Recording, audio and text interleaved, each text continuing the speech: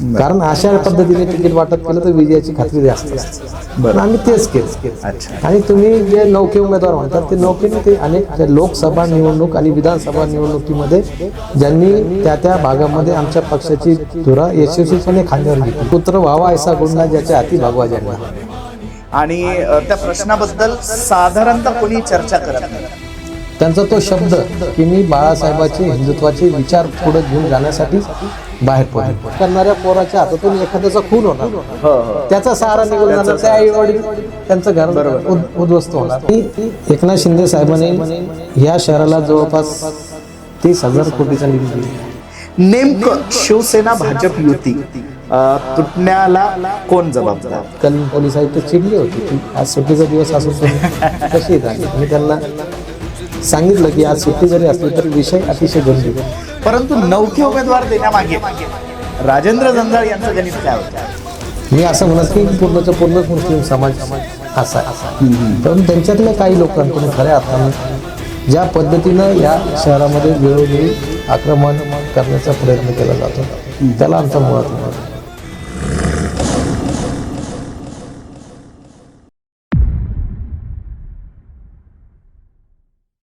नमस्कार मित्रांनो, कधी एखाद्या विद्यमान खासदाराच्या दाराबाहेर जाऊन आव्हान देणे, तर कधी थेट पालकमंत्र्यांना भिडणे, कधी हिंदुत्वासाठी थेट मैदानात उतरणे, तर कधी एखादा बाहेरचा आलेला पर्यटक ज्याला इथे असुरक्षितता वाटते त्यालाही जाऊन मदत करणे, अशा सगळ्या दबंग कामगिरी करणारे छत्रपती संभाजीनगरचे एक आक्रमक आणि युवा नेतृत्व असणारे राजेंद्र जंजाळ हे आज आपल्यासोबत या पॉडकास्टसाठी आलेले आहेत. आपल्याला या पॉडकास्टमध्ये छत्रपती संभाजीनगरची महानगरपालिका निवडणूक आणि या शहराचं येणाऱ्या काळामध्ये असणारं विजन अशा सगळ्याच गोष्टींबद्दल चर्चा करायची आहे. आणि नक्कीच हा व्हिडिओ तुम्ही शेवटपर्यंत बघणार आहात. चला तर सुरू करूया. नमस्कार, मी डॉक्टर महेश. आपण बघत आहात गोष्ट छोटी पण डोंगरा एवढी. आणि मी सांगितल्याप्रमाणे आपल्यासोबत आहे दबंग राजेंद्र भाऊ जंजाळ. भाऊ नमस्कार. नमस्कार. नमस्कार भाऊ, खरं तर आपली ओळख ही देण्याची गरज नाही.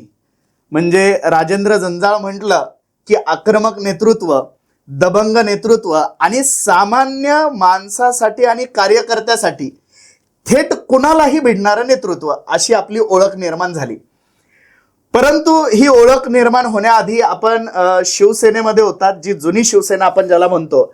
आणि त्या शिवसेनेतून जेव्हा एकनाथ शिंदे साहेब बाहेर पडले त्यावेळेस या शहरामध्ये बऱ्याच लोकांमध्ये कन्फ्युजन होतं.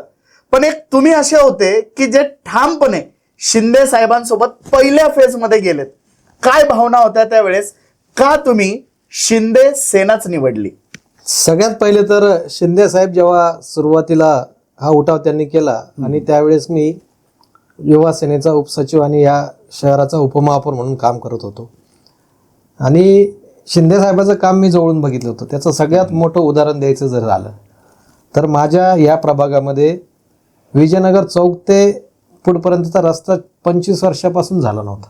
बरोबर. अतिशय तिथं खड्डे होते. पाऊस आला की माझ्या माता भगिनींना साड्या वर पकडून त्या रस्त्यावरून जावं लागायचं. लहान मुले शाळेत जाताना पडायचे, तिथं गाड्या स्लिप व्हायच्या.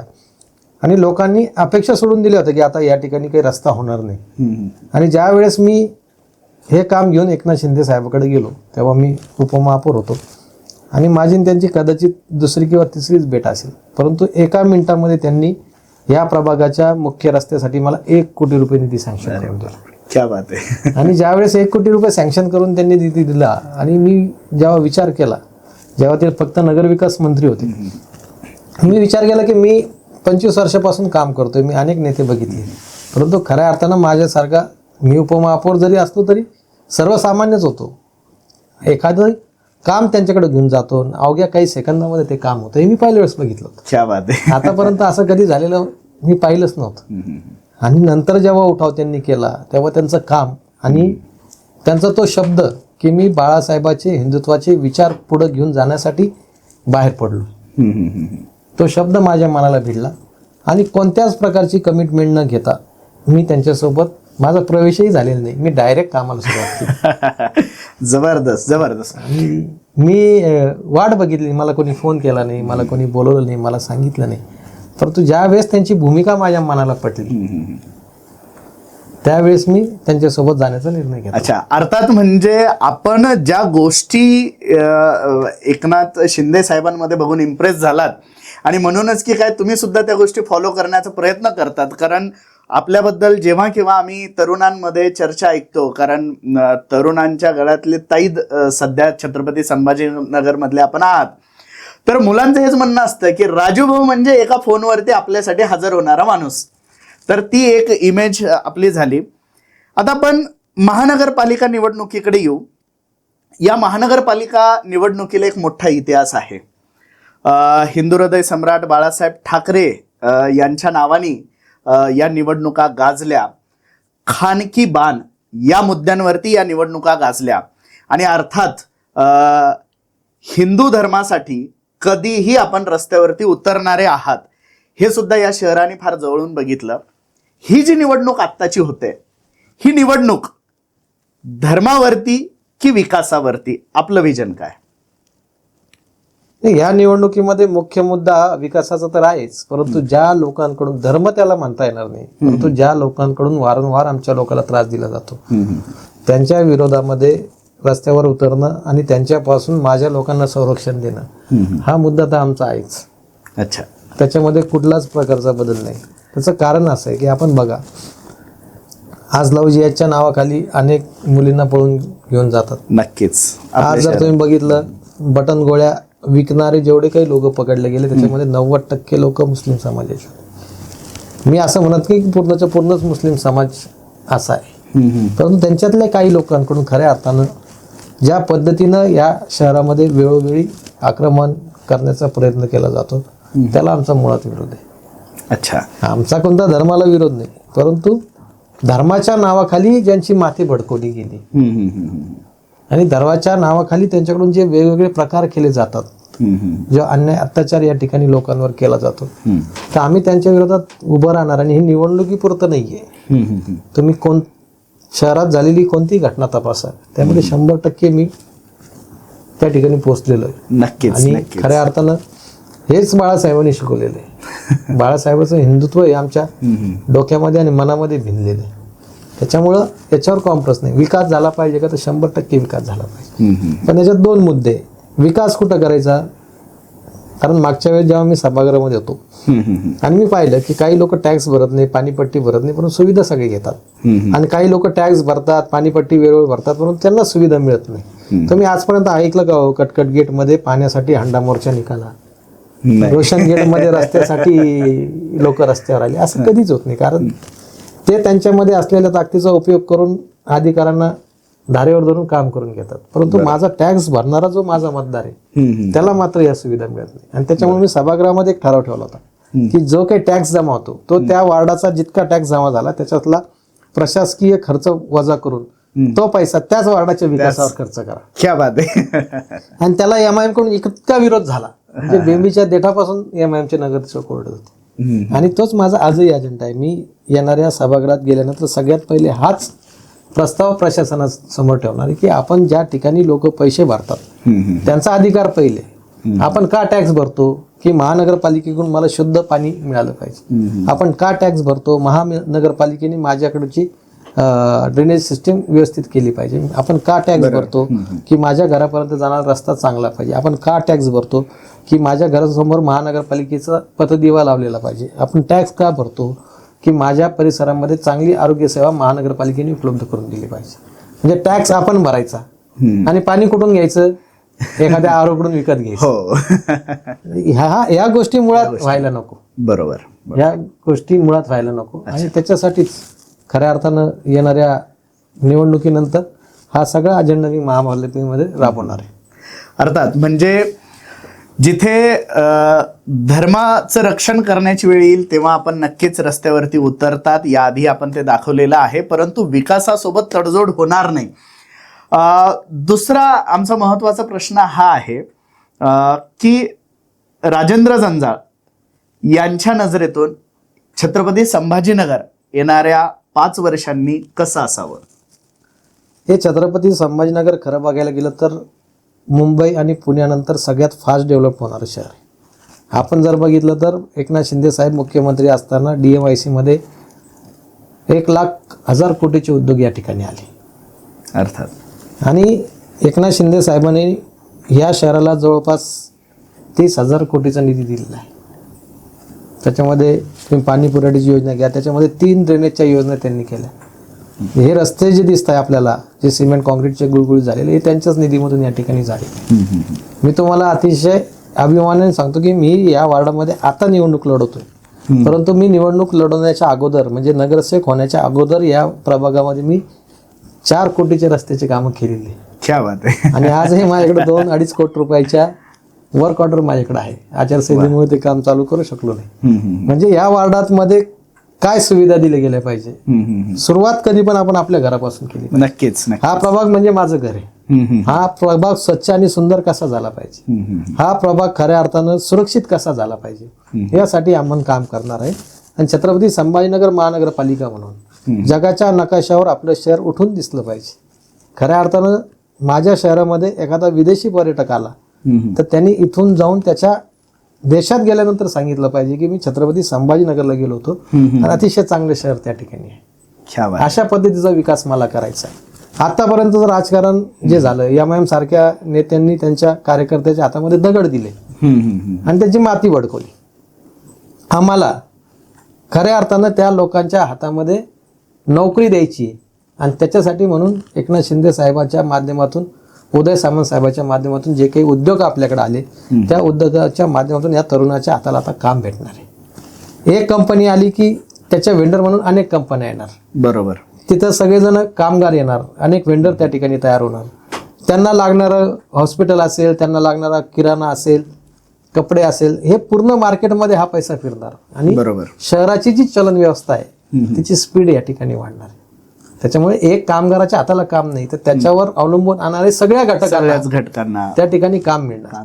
आणि हे काम देत असताना जे कामगार या ठिकाणी येणार त्यांना राहण्याची व्यवस्था चांगली असली पाहिजे, दळणवळणची व्यवस्था चांगली असली पाहिजे, रस्ते चांगले असले पाहिजे, ड्रेनेज चांगली असली पाहिजे.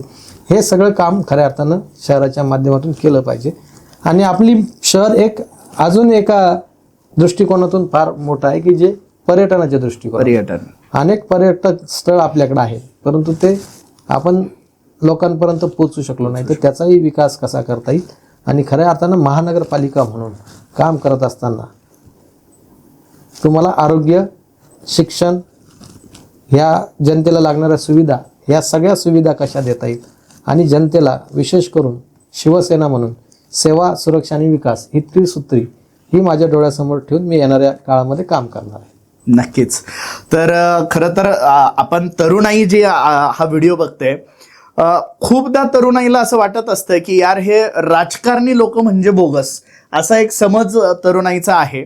आणि बऱ्याचदा मग आपण करतो काय या सगळ्यांमध्ये, तर एक कुठेतरी आपण कोणाचं तरी ऐकून आपलं जे सगळ्यात महत्वाचं दान आपण ज्याला म्हणू शकतो मतदान करत असतो. कुठल्या तरी जाती धर्माला बघून किंवा कशाला तरी बघून आपण ते मतदान करत असतो आणि नंतर मात्र 5 वर्ष आपल्यावरती रडण्याची वेळ येते. पण जर योग्य वेळी योग्य उमेदवार आणि सुशिक्षित उमेदवार जर आपण जर निवडला आणि एक चांगलं व्हिजन असणारा नेता जर आपण निवडला तर कदाचित आपल्या शहराचा सुद्धा चेहरा मोहरा इतर शहरांसारखा बदलल्याशिवाय राहणार नाही. अर्थात आपल्या शहरासमोर अजून एक फार मोठा प्रश्न आहे आणि त्या प्रश्नाबद्दल साधारणतः कोणी चर्चा करत नाही. मागील 5 वर्षामध्ये कोरोनाच्या थोडंसं त्या काळापासून आपल्या शहरामध्ये जर आपण जर ऑब्झर्व केलं, मध्यंतरी आपण त्याबद्दलही आवाज उठवलेला होता. म्हणजे त्या प्रश्नावरती आवाज उठवणारा माझ्या माहितीतले तुम्ही एकटेच होते.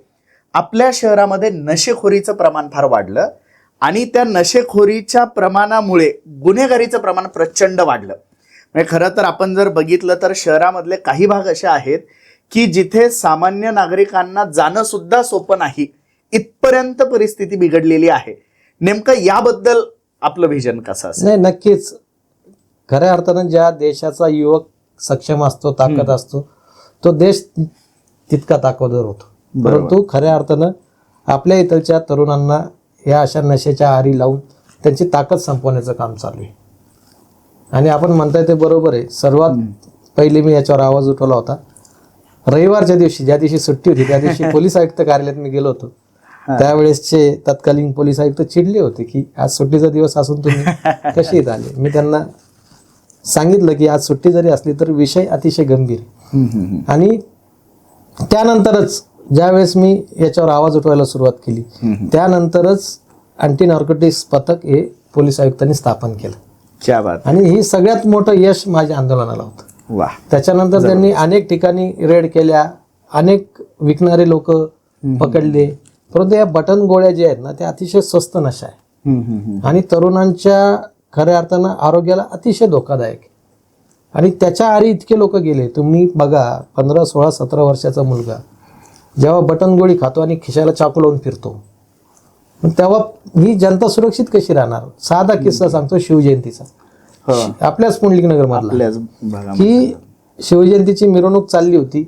एक मुलगा नशा करून त्या मिरवणुकीत गेला आणि एक चांगला मुलगा, तो अतिशय सुसंस्कृत असा होता, वारकरी संप्रदायाचा होता, तो झेंडा घेऊन नाचत होता. आणि झेंडा घेऊन नाचल्यानंतर त्या मुलाने त्याच्याकडून झेंड्याची मागणी केली आणि झेंडा दिला नाही. एवढं छोटासा कारणाचा राग मनात ठेवून त्यांनी खिशातून चाकू काढला, त्या तरुणाच्या पोटात खुपसवला आणि त्या मुलाचा जागेवर मृत्यू झाला. म्हणजे तुम्ही नशा करताय, तुम्ही नशा करत असताना तुमचं मरण अटळ आहे. एक तर तुम्ही दवाखान्यात सोडून मरणार किंवा जेलमध्ये मरणार, बरोबर, परंतु तुमच्या हातून निष्पाप असा युवकांचा त्यांचा सुद्धा जीव जाण्याच्या घटना आपल्याकडे भरपूर. आणि विशेष येणाऱ्या काळामध्ये तो वारकरी कुटुंबातला मुलगा, कीर्तन करणारा मुलगा होता, म्हणजे तो समाजाला काहीतरी प्रबोधन करणार, त्याला संपवलं. म्हणजे अर्थात आपण त्याच्या मागे जी पिढी तयार होणार होती तिलाही संपवलं. आणि आज तुम्ही बघा ना, आज प्रत्येक महिला ज्या असतात ना, महिला आज भयभीत आहे. आज तुम्ही बघा त्यांचा मुलाला बाहेर जाऊ देत नाही. ज्याला जगण्याचं स्वातंत्र्य म्हणतात, ज्याला जगण्याचा आनंद उपभोगणं म्हणतात, ते आनंद उपभोगू शकत नाही या परिसरामध्ये. नक्कीच. आणि ही सगळ्यात माझी प्रायोरिटी राहणार आहे की याचं शुद्धीकरण मी 100% केल्याशिवाय राहणार. जे लोक या नशेच्या आरी गेले, माझं असं म्हणणं नाही की त्या लोकांना बिलकुलच उचलून बाहेर टाकून द्या. मी जे काही कंपन्याचे CSR निधी असतो त्या कंपनीला जाऊन विनंती करणार आहे की CSR निधीमधून इथे एक नशामुक्तीचं केंद्र आम्हाला द्या. नक्कीच. आणि पोलिसांशी त्यांचं कोऑर्डिनेशन करून जे लोक अशा नशेच्या आरी गेलेले त्यांच्या पालकांना सगळं सांगून ह्या सगळ्या नशा करणाऱ्या मुलांना 3-3 महिने त्या नशामुक्ती केंद्रामध्ये टाकायचं आणि त्याचा पूर्ण खर्च आम्ही CSR निधीमधून करू. जमा केला म्हणजे त्याचं पुनर्वसन आपल्याला करायचंय, त्याचं पुनर्वसन आपल्याला करायचंय. आणि या तरुणांना, जे तरुण आपल्याकडे आहे कोवळ्या वयातले, त्या तरुणांना खऱ्या अर्थानं असं केल्यानंतर त्यांच्या जीवनात वर होणारे दुष्परिणाम हेच समजून सांगायचे. आणि निश्चित मला खात्री आहे की मला यश येणार. मी जर माझ्या या माध्यमातून जर 100 मुलं जरी सुधरू शकलो किंवा 100 मुलाचं कुटुंब या ठिकाणी परत सुरळीत चालू शकलो, तर मला असं वाटतं की याच्यापेक्षा पुण्याचं काम दुसरं नाही. कारण मी बघतो ना, अहो त्या दारूला पैसे दिले नाही किंवा त्या बटन गोळ्याच्या नशेमध्ये सख्या आईबापावर चाकू मारण्यापर्यंतच्या घटना याच परिसरात घडलेल्या. नक्कीच नक्कीच नक्कीच. आणि कोणीच त्याच्यावर बोलायला तयार पण तेवढंच. अर्थात अत्यंत महत्वाचा प्रश्न आणि आपल्या शहराच्या दृष्टीने अत्यंत महत्वाचा असा असलेला प्रश्न, आणि त्याबद्दल राजेंद्र भाऊ जंजाळ यांचं असलेलं जे काही व्हिजन आहे ते अत्यंत शहरासाठी महत्वाचं आहे. कारण रस्ते, वीज, पाणी या सगळ्या गोष्टी भेटत राहतील, परंतु त्या भेटल्यानंतर जर आपले तरुणच जर आपले राहिले नाही तर आपण तरी काय करणार, हा सगळ्यात मूळ प्रश्न आहे. आणि कधी कधी एखादी व्यवस्था 2 दिवस उशिरा भेटली तरी चालेल, परंतु आमच्या या देशातले जे तरुण आहे ते वाचवण्याची कुठून तरी मोहीम सुरू व्हायला पाहिजे. आणि आम्हाला खरंच अभिमान आहे की तुमच्यामुळे ते अँटी नार्कोटिक्स जे त्यांचं पथक आहे ते सुरू झालं. याच्यामध्ये 2 फक्त ते तरुण वाचणार नाही, याच्यामध्ये नाही, याच्यामध्ये जो नशा करतोय तो नशा करून गुन्हा करून जेलमध्ये जाणार, म्हणजे त्याच्या आई वडिलांचा जो सार आहे तो निघून जाणार, ते कुटुंब उद्ध्वस्त होणार. आणि या नशा करणाऱ्या पोराच्या हातातून एखाद्याचा खून होणार, त्याचा सहारा निघून जाणार, त्या आई वडील त्यांचं घर उद्ध्वस्त होणार. म्हणजे ऍट अ टाइम 2 घरं एका माणसामुळे उद्ध्वस्त होत आहे. म्हणजे त्याची जर तो नशेतून बाहेर पडू शकला आपल्या प्रयत्नाने तर 2 कुटुंबाचा उद्धार या ठिकाणी होणार. क्या बात आहे, बढिया. महानगरपालिका निवडणुका जेव्हा लागल्या तेव्हा अक्षरशः AB फॉर्म जेव्हा दिले गेले तेव्हा अख्ख्या महाराष्ट्रामध्ये छत्रपती संभाजीनगर महापालिका फार गाजली. अत्यंत व्हिडिओ व्हायरल झाले संभाजीनगरचे, आपण सगळ्यांनी बघितले. हे सगळं होत असताना शिवसेना भाजप युतीबद्दल शेवटच्या क्षणापर्यंत चर्चा होती आणि मी निवडणूक लढवणार नाही अशी एक घोषणा पण केली होती, कारण आपल्याला आपल्या कार्यकर्त्याला तरी न्याय मिळावा असं आपलं ते वक्तव्य होतं. आणि नंतर शिवसेना भाजप युती तुटली. आपल्या घराबाहेरही बरीच तरुण नाही जमलेली होती आणि युती तोडा असं ते घोषणा देत होते. नेमकं शिवसेना भाजप युती तुटण्याला कोण जबाबदार? नाही, मी युतीची जे काही बोलणी करायची त्या कमिटीमध्ये मी सुद्धा होतो जिल्हा प्रमुख म्हणून. आणि जेव्हा युतीच्या पहिल्या बैठकीला आम्ही बसलो तेव्हा त्यांनी आम्हाला 33 जागा ऑफर केल्या. बरं. आणि 33 जागा ऑफर केल्यावर आम्ही त्यांना सांगितलं की एवढ्या कमी जागेमध्ये लढणं काही शक्य होणार नाही. आमची दुसरी बैठक बसली. दुसऱ्या बैठकीत त्यांनी आम्हाला 30 जागा ऑफर केल्या. आणि जेव्हा तिसरी बैठक बसली तर त्याच्यावर जे प्रभाग सोडायचे त्याच्यावर एकमतच होईना. अच्छा. मग मुख्यमंत्री माननीय देवेंद्र फडणवीस साहेब आणि उपमुख्यमंत्री एकनाथ शिंदे साहेब या दोघांना त्याच्यात हस्तक्षेप करावा लागला. अच्छा. आणि त्यांनी हस्तक्षेप केल्यावर रात्री उशिरा असं ठरलं की आम्हाला 39 जागा द्यायच्या आणि बाकीच्या भारतीय जनता पार्टीने लढायच्या. शिंदे साहेबांचं माझं बोलणं झालं. त्यांनी आम्हाला आदेश दिले की युती करून टाका उद्या. आम्ही आदेशाला पाळणारे आम्ही कार्यकर्ते म्हटलं ओके. पण दुसऱ्या दिवशी जेव्हा भारतीय जनता पार्टीकडून लिखितमध्ये प्रस्ताव आला तर तो फक्त 37 जागेचा होता. म्हणजे त्यांच्या मुख्यमंत्र्यांनी सांगितलेलं सुद्धा त्यांनी ऐकलं नाही. वारंवार शब्द बदलत गेले. आणि मग आता कुठंतरी, कारण शेवटी जिल्हा प्रमुख म्हणून माझा पक्ष अबाधित राहायला पाहिजे ही माझी जबाबदारी. आणि त्यांना मैत्रीपूर्ण लढतीचा सुद्धा प्रस्ताव त्यांच्या समोर ठेवला होता. बरं. की ज्या ठिकाणी युती शक्य आहे युती करा, बाकीच्या प्रभागामध्ये मैत्रीपूर्ण लढत करा. परंतु ते शेवटपर्यंत त्यांनी कोणत्याच प्रकारचं सिग्नल आम्हाला दिलं नाही. शेवटपर्यंत कन्फर्म काही सांगितलं नाही. आणि वेळ झपाट्याने निघून जात होता. आणि जेव्हा मला लक्षात आलं की आपल्याला फक्त 37 जागा या ठिकाणी दिल्या जातात त्यावेळेस मी भूमिका घेतली की जागा जर कमी मिळत असेल तर मी थांबलं पाहिजे. माझ्याऐवजी एखाद्या कार्यकर्त्याला तिकीट दिलं पाहिजे, म्हणजे त्या कार्यकर्त्याला न्याय मिळेल, मला आनंद होईल. परंतु ही जेव्हा मीडियातून गोष्ट बाहेर गेली तेव्हा माझ्या घरासमोर 2-3 हजार कार्यकर्ते, नागरिक, मतदार जमा झाले आणि त्यांचं प्रचंड प्रेशर होतं. त्यांनी मला पालकमंत्री संजय शिरसाट साहेबांशी भेटण्याचा हट्ट मला पकडला माझ्याकडं. मग आम्ही पालकमंत्री साहेबांच्या बंगल्यावर गेलो आणि मग नागरिकांनी त्यांच्याशी संवाद साधला. आणि संजय शिरसाट साहेबांनी त्याच्यामध्ये सांगितलं की एवढ्या कमी जागामध्ये युती होणं शक्य नाही, मी कोणावर अन्याय होऊ देणार नाही. आणि खऱ्या अर्थाने जी ताकद आपली शिवसेनेची या जिल्ह्यामध्ये आहे ती ताकद अबाधित ठेवण्यासाठी आम्हाला हा कटू निर्णय घ्यावा लागला. अर्थात म्हणजे शिवसेना दुहेरी लढत या महानगरपालिकेमध्ये लढते. एक आपले नगरसेवक निवडून आणण्यासाठी आणि दुसरं या संभाजीनगरचा मोठा भाऊ आम्हीच हे सिद्ध करण्यासाठी. मोठा भाऊ आणि लहान भाऊ, बघा राजकारणामध्ये मोठा भाऊ लहान भाऊ असं काही कायम नसतं. जे जनतेचा जो कौल आहे, मी सांगितलं ना, विधानसभेला या जिल्ह्यामध्ये 9च्या 9 जागा महायुतीच्या निवडून आल्या. बरोबर. म्हणजे जनता कोणाच्या बाजूने होती? महायुतीच्या बाजूने. तर जनतेच्या कौलचा जरी आदर केला गेला पाहिजे. लहान मोठा भाऊ हा विचार करण्यापेक्षा आपण जनतेला काय देऊ शकतो आणि आपण एकत्र कसं राहू शकतो याचा विचार केला गेला पाहिजे. कारण ही युती काही आम्ही किंवा कालच्या नेत्यांनी किंवा परवाच्या नेत्यांनी केली नव्हती. ही हिंदू हृदय सम्राट वंदनीय बाळासाहेब ठाकरे, प्रमोदजी महाजन साहेब, गोपीनाथराव मुंडे साहेब यांनी केली होती. मधल्या काळामध्ये एक विधानसभा वेगळं लढलो, परंतु नैसर्गिक युती म्हणून आम्ही सगळेजण एकत्र काम करत होतो. सेना भाजपचा संघर्ष हा उभ्या महाराष्ट्रासमोर आहे. या महानगरपालिका निवडणुकीमध्ये जेव्हा आम्ही बघतोय शिवसेनेचे जे उमेदवार आम्ही बघतोय त्याच्यामध्ये आम्ही हे बघतोय की नवखे उमेदवार जास्त दिले गेलेले आहेत. म्हणजे अर्थात बरेच जण पहिल्यांदा निवडणूक लढवत आहेत आणि बरेच काही जुने लोक होते जे आज उमेदवार नाही आहेत किंवा त्यांनी काही बंडखोर असतील त्यामध्ये म्हणा किंवा काही अपक्ष असतीलही कदाचित. परंतु नवखे उमेदवार देण्यामागे राजेंद्र जंजाळ यांचं गणित काय होतं? नाही, कसं असतं माहिती का, एखादा माणूस नगरसेवक झाला मग त्यांनी केलेल्या कामाचा कुठंतरी ठोकताळा केला जातो. मग जनतेचं मत त्याच्यावर घेतलं जातं. हे नवीन जे उमेदवार असतात त्यांचा कोणताच ठोकताळा नसतो. बरोबर. ते क्लीन असतात. राईट, नक्की. आणि जेव्हा त्यांच्या बाबतीतही आम्ही जनतेला विचारतो, कारण कोणताही पक्ष असो, आता निवडणूक लढवण्याची पद्धत पूर्णतः बदललेली. आता ज्या काही सर्वेच्या टीम असतात ते सर्वे करतात, त्या नावाचा लोकांकडे विचारपूस करतात आणि त्याच्यामधून जे चांगलं नाव समोर येत असतं त्याला आपण तिकीट देत असतो. कारण अशा पद्धतीने तिकीट वाटप केलं तर विजयाची खात्री जास्त असते. आम्ही तेच केलं अच्छा. आणि तुम्ही जे नौखे उमेदवार म्हणतात ते नौखे नाही, ते अनेक लोकसभा निवडणूक आणि विधानसभा निवडणुकीमध्ये ज्यांनी त्या त्या भागामध्ये आमच्या पक्षाची धुरा यशस्वीपणे खांद्यावर घेतली आणि आम्हाला जास्त मताधिक्य त्या प्रभागात मिळून दिलं, ते लोक आहे.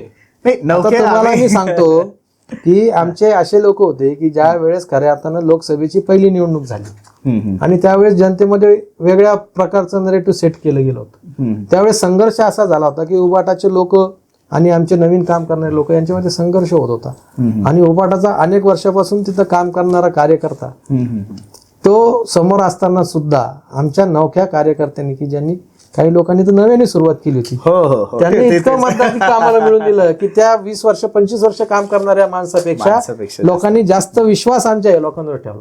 क्या बात. आणि सगळं तसंच विधानसभेत झालं. हो हो हो, मग त्यांना तर संधी दिली पाहिजे. नक्कीच नक्कीच. आणि अत्यंत चांगल्या पद्धतीने जे नवखे उमेदवार म्हणजे निवडणुकीला ते कधी सामोरे गेलेले नव्हते, काम करणारे लोक अर्थातच होते. जाता जाता आपण ज्या प्रभागामध्ये उभे आहात त्या प्रभागामध्ये तरुणांमध्ये अशी चर्चा आहे की बाकी सगळं शहर नगरसेवकासाठी मतदान करतंय, प्रभाग क्रमांक 22 मात्र महापौरांना मतदान करतोय. याबद्दल आपण काय सांगाल? नाही, महापौराचं आरक्षण काय असं ते अच्छा. अजून निश्चित झालेलं नाही आणि हे नशिबाची गोष्ट आहे. हा, ज्याच्या नशिबामध्ये असेल ते होणार आणि जनता त्याच्या सोबत आहे ते होणार 100%. महापौराचं आरक्षणच जर झालं नाही माझ्या बाजूचं तर मी महापौर होऊ शकणार नाही. परंतु एवढं निश्चित सांगतो की महापौर हा माझ्या पक्षाचा आहे, शिवसेनेचा आहे. नक्कीच. आता एक शेवटचा प्रश्न, राजेंद्र जंजाळ यांना पक्षातील लोक असतील किंवा बाहेरचे कोणी मोठे नेते असतील, यांना जंजाळ यांची एक भीती वाटते, ती का?